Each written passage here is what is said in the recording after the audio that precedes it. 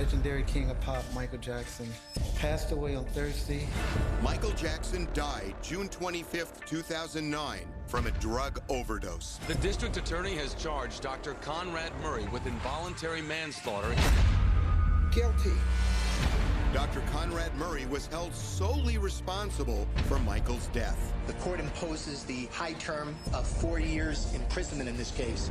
Now, the lead detective in the case says Dr. Murray was just the last doctor of many left holding the bag. There's a lot of folks who are to blame that have never had a reckoning. Doctors like Arnold Klein, who regularly plied Michael with powerful opioids. Massive doses of Demerol were utilized for something that generally doesn't require anything other than maybe a topical anesthetic.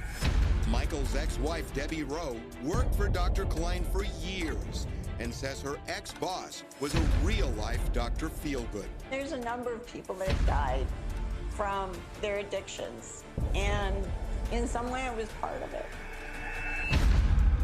Give me a minute. Turns out Klein was just one of many doctors who put Michael on a fatal path. All of these different medical professionals that allowed Michael to get the medicines he wanted, all of them are the reason why he's dead today. I've taken a lot of blame that was not right, but regardless,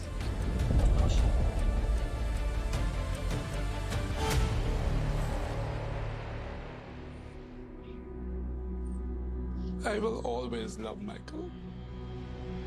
Who really killed Michael Jackson? It's my profession.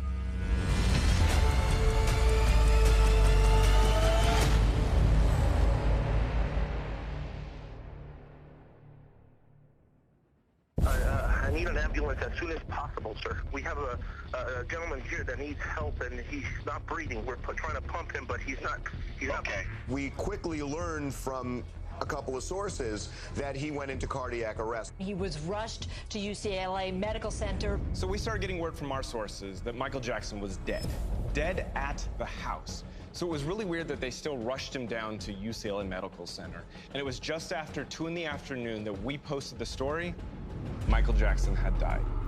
TMZ broke the story of his transfer to the hospital this afternoon. The reports we are hearing from TMZ that the era of the King of Pop is over. TMZ was the first to report this, that Michael Jackson had died. My brother, the legendary king of pop, Michael Jackson, passed away on Thursday, June 25th. Drug enforcement agents, Las Vegas and Los Angeles police officers raided the Las Vegas home of Dr. Conrad Murray. A law enforcement source tells CBS News the investigation is centered around the powerful anesthetic propofol. The district attorney has charged Dr. Conrad Murray with involuntary manslaughter in the pop star's death. The coroner ruled Jackson's death a homicide. We, the jury in the above entitled action, find the defendant, Conrad Robert Murray, guilty of the crime of involuntary manslaughter. Dr. Conrad Murray may have been the final straw, but it was a straw that broke the camel's back. This was decades in the making. The reality is a bunch of doctors got Michael addicted, kept him addicted, connived with him to keep him strung out. And the fact is, his death, it was almost inevitable. It's a lot more complicated than just Dr. Murray was at his bedside when he died. Circumstances had been leading up to this death for years. And all of these different medical professionals that allowed Michael to dictate his own terms, get the medicines he wanted, when he wanted them, where he wanted them, all of them are the reason why he's dead today.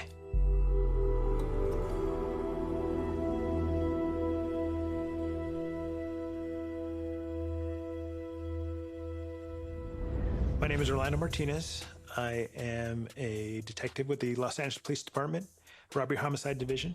I was one of the lead investigators in the Michael Jackson death investigation case. I'd been a police officer for 27.5 years. At first, it was just the death investigation. We thought it was natural causes. When I went to the house, nothing was really setting off alarm bells. As soon as I got into the room, where he was being treated or being cared for, that's when my spidey sensor, my experience told me something is different here.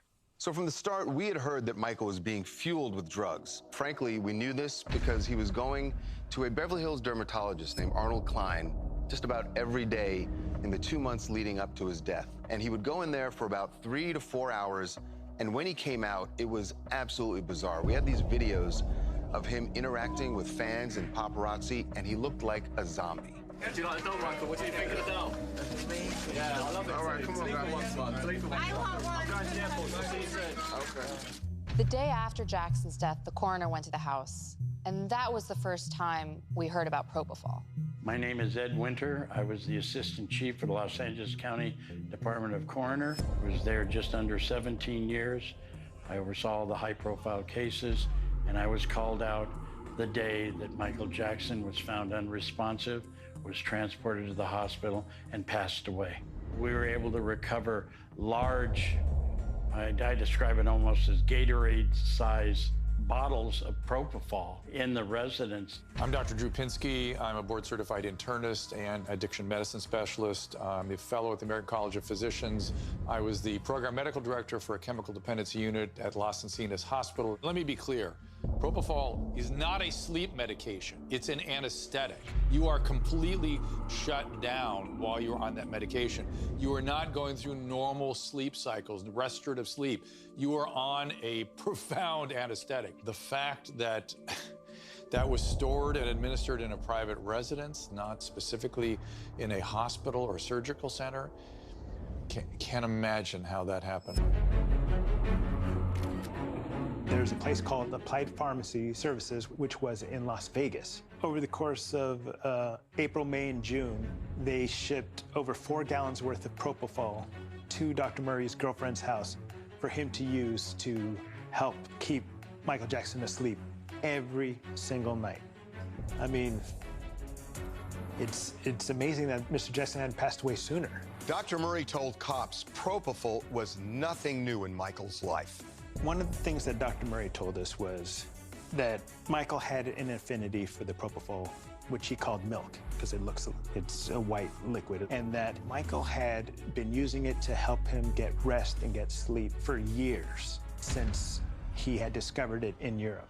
Dr. Murray said that he had a couple of doctors in Europe that would travel with him and provide him this drug to help him sleep. Dr. Murray took over from a doctor who had taken over from other doctors, basically allowing Mr. Jackson to dictate his own treatment, to use the drug that he preferred to help him get his rest. You feel like you've been unjustly accused with Michael Jackson? Because a lot of people feel like you're not guilty. I'm not guilty. Dr. Murray felt that if he did not help and administer it to Mr. Jackson, that Michael would just go somewhere else to get it. He needed it. He knew about the drug. He knew that it worked for him and was the one who